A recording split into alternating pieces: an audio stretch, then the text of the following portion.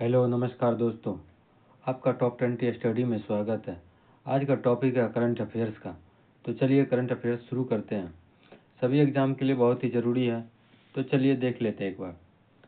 पहला है, हाल ही में किसे जेपी मॉर्गन चेस इंडिया का सीईओ नियुक्त किया गया है?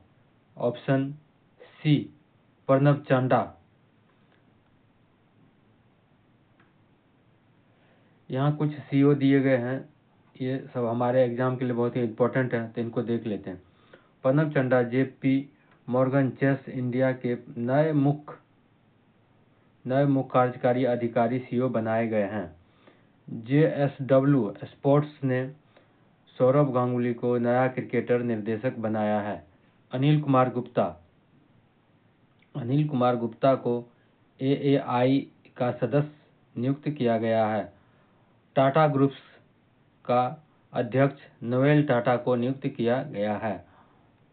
भारत ने अक्टूबर 2024 में किस देश के साथ हरित हाइड्रोजन, नवाचार और पारस्परिक कानूनी सहायता जैसे क्षेत्रों को सम्मिलित करते हुए कई समझौते ज्ञापन पर हस्ताक्षर संधि किए हैं?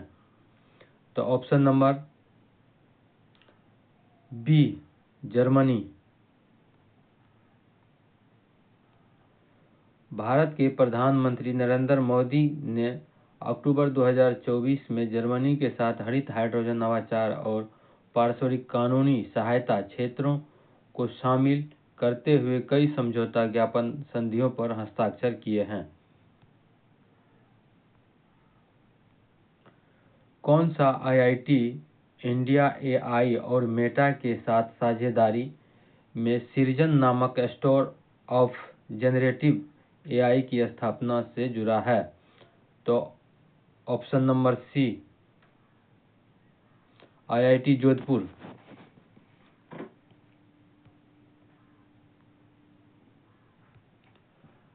जो भारत में एआई अनुसंधान और कौशल की उन्नति के लिए इंडिया एआई और मेटा के साथ साझेदारी में आईआईटी जोधपुर सृजन नामक स्टोर ऑफ जनरेटिव एआई स्थापना किया जा रहा है। केंद्रीय बजट 2024-25 के अनुसार प्रधानमंत्री मुद्रा योजना के तहत मुद्रा ऋण की न्यूनतम उन्नत सीमा क्या है? Option number D 20 lakh. केंद्रीय बजट 2024-25 के अनुसार प्रधानमंत्री मुद्रा योजना के तहत मुद्रा ऋण की न्यूनतम उम्र सीमा 10 लाख से बढ़ाकर 20 लाख रुपए की घोषणा की गई है। मुद्रा योजना 18 अप्रैल 2015 से लॉन्च किया गया था मोदी जी के द्वारा। दुनिया की सबसे बड़ी परमाणु संलग्न परियोजना में उन्नत प्रौद्योगिकी को परिनियोजन करने हेतु एक नया ऑर्डर दिया। तो option number C ITR. LTT को अंतर्राष्ट्रीय संगठन आईटीआर ने नया ऑर्डर मिला है जो दक्षिण फ्रांस के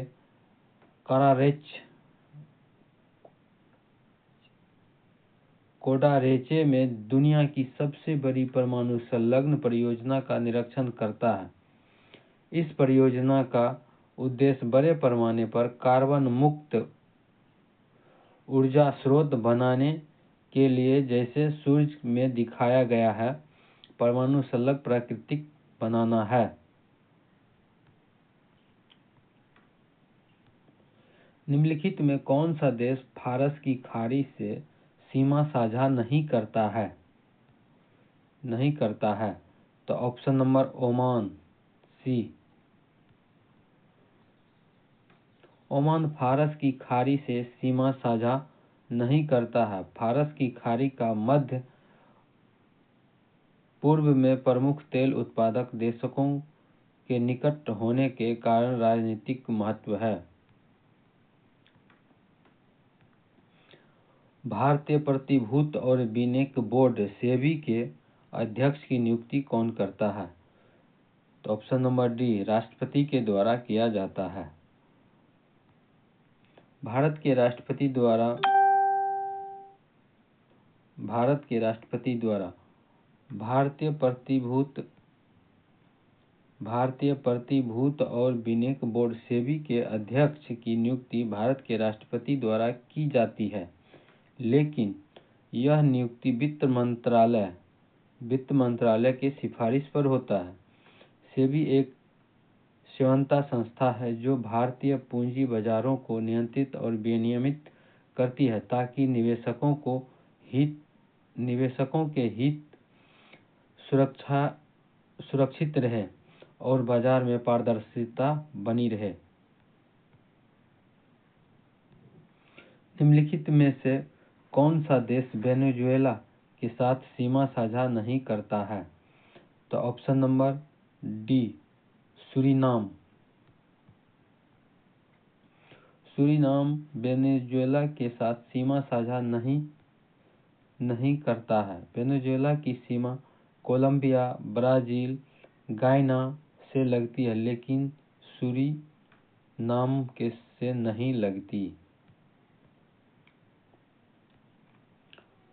रोहिणी गोल्डबोल, जिनका हाल ही में निधन हो गया, को उसके किस प्रमुख योगदान के लिए जाना जाता है? तो ऑप्शन नंबर बी, ये एक भौतिक शास्त्री थे। प्रसिद्ध भौतिज्ञ रोहिणी गोल्डबोले का 71 वर्ष की आयु में निधन हो गया। उन्होंने पद्म श्री से सम्मानित किया गया था। 25 वर्षों से अधिक समय तक भारतीय विज्ञान संस्थान बेंगलुरु के उच्च ऊर्जा भौतिकी केंद्र से जुड़ी रही।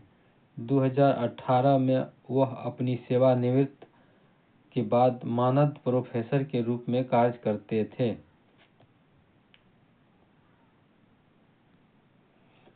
17वां urban metabolism Indian conference of expo 2024 का आयोजन कहाँ किया गया? तो यह ऑप्शन नंबर डी, गांधीनगर में किया गया।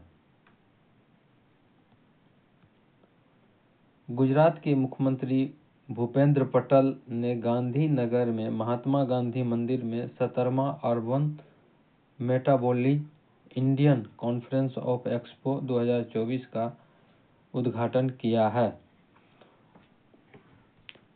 दोस्तों, वीडियो अच्छा लगे तो लाइक और चैनल को सब्सक्राइब कर। Thank you for watching.